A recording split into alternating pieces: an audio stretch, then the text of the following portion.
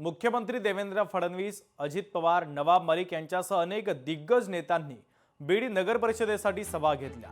त्यामुळे येणाऱ्या काळात नगर परिषदेवर कुणाचा झेंडा फडकणार हे पाहणं महत्त्वाचं असेल। या सगळ्या संदर्भात सर्वसामान्य नागरिकांसोबत संवाद साधलाय लोकशाही मराठीचे प्रतिनिधी हरिदास तावरे यांनी। पाहूयात।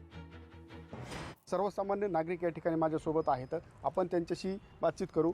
काय सांगता येईल सर, काय बीडचा जो विकास आहे तो पहिला पाहिजे, काय विकासाच्या संदर्भामध्ये तुम्हाला आश्वासनं दिली गेली, काय वाटतंय? सर्वप्रथम मी तुमचा आभार व्यक्त करतो की बोलण्याची संधी उपलब्ध करून दिली। आणि सगळ्यात महत्त्वाचा विषय असा झाला की या निवडणुकीमध्ये सगळ्याच पक्षांनी जोर लावला।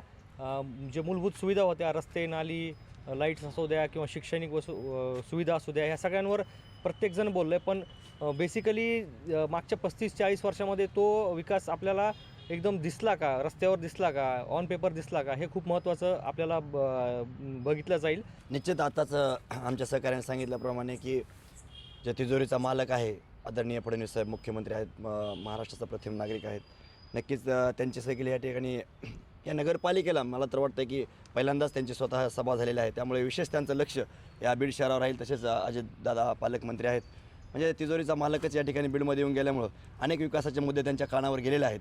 भाजप सोडता एकाही पक्षाने वचननामा जाहीरनामा प्रसिद्ध केलेला नाही।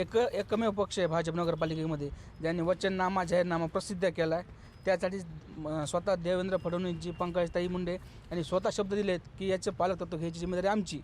आणि जिथं पंकजताई पालकत्व घेतात ज्या गोष्टीची किंवा ज्या नगर परिषदेची, तिथं विकास कधीच थांबत नाही। ही निवडणूक झाली ती विकासाच्या मुद्द्यावरच झाली असं यांचं ठाम मत या ठिकाणी पाहायला मिळतं। हरिदास तावरे, लोकशाही मराठी, बीड।